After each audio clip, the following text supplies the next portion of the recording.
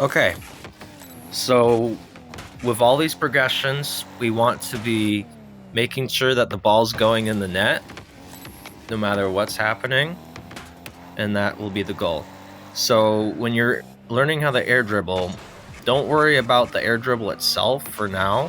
Focus on just getting good setups and making sure that the ball's lined up with the net. So here, we're going to be hitting the ball off the wall once and then making sure that it goes into the net without any extra assistance.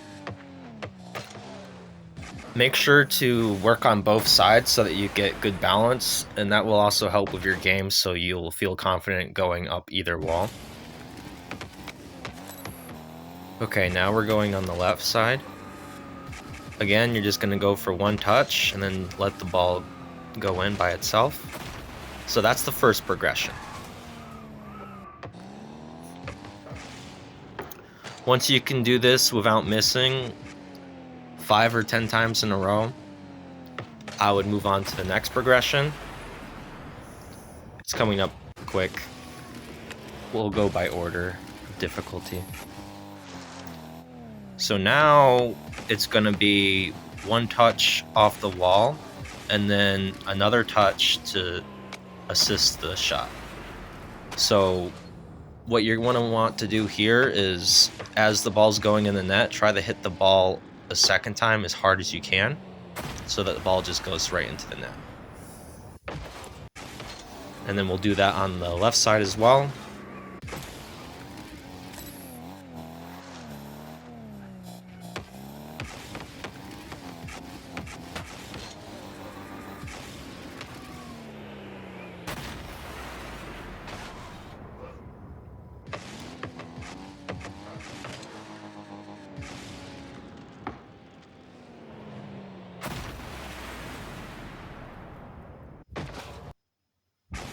Again, if you can do that on each side 5 to 10 times in a row without missing, you can go on to the next progression.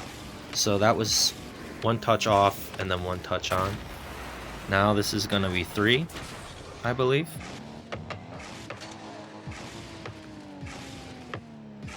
Okay, we go up on the wall, hit it once, hit it twice, hit it 3 times. So that's the next progression. At that point, it's an air dribble, but there are more ways of doing this. So we'll do that on the left side now.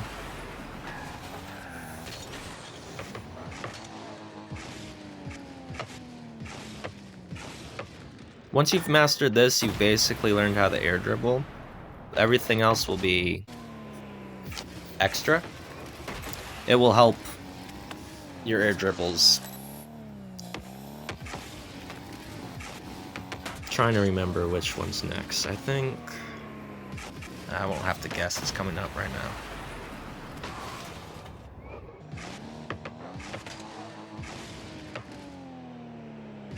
Okay, we're going up the wall, hitting it off. Okay, this is a double tap.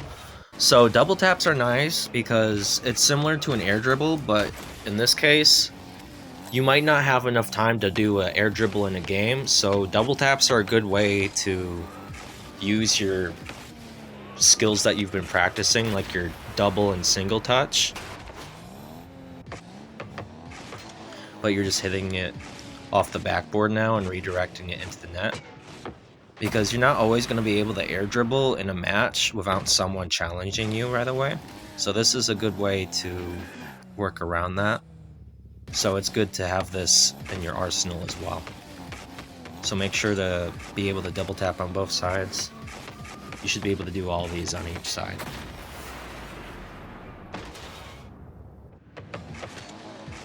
Okay, now this is more of a carry air dribble. So with this, the secret is to match the speed of the ball before you touch it, and then kind of just boost and push with the ball. That will help with extra control. Yep, and make sure to do it on both sides. I really want to mention that because for the longest time I would only use the right side, and I'm having difficulty doing the left shots for this video. I actually, for the most part, I could do all these on the right side, like for the first attempt, but on the left side, it took me like at least like 10 or 15 tries just to do it on the right side. I mean the left side, my bad.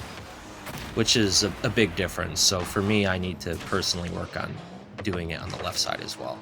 So I'd recommend doing it on both sides as equally as possible as you can. So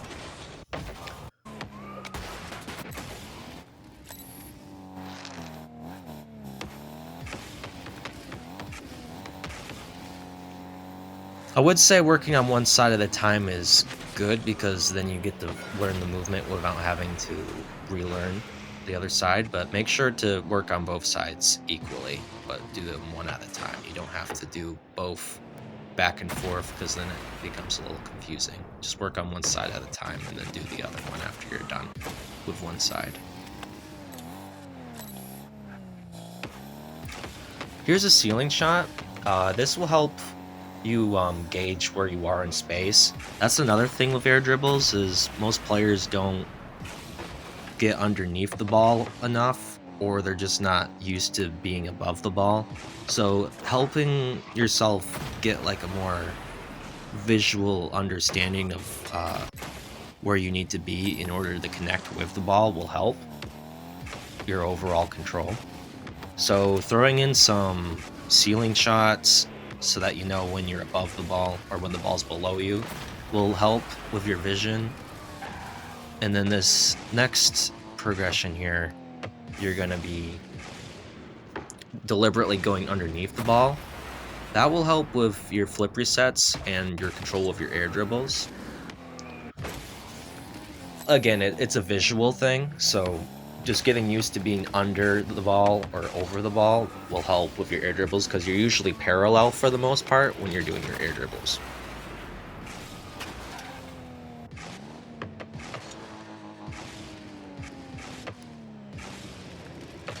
Okay, I think the last clips were just air dribble, flip resets for the most part. Yeah, they're flip resets. I've made lots of flip reset videos in the past, so if you guys want to watch those videos, you can. That's been a pretty long process for me, but I've got it down mostly. I'm not as good as like other players when it comes to flip resets, but I know how to do them consistently. The basic ones, at least.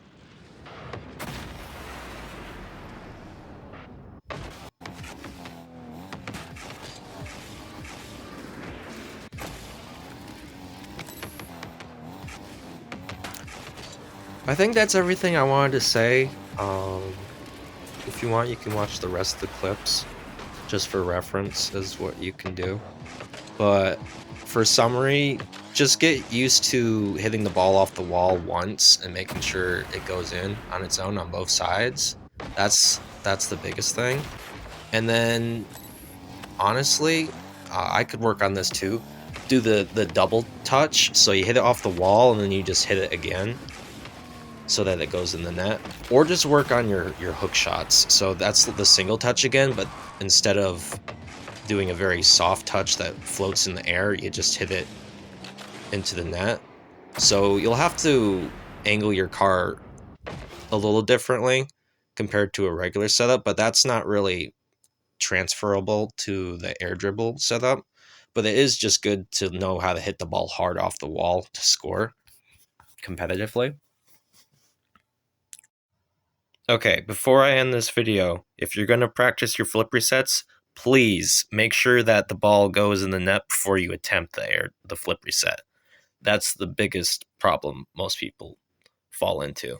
They end up trying to do the flip reset without worrying about the ball going in the net. Don't do that.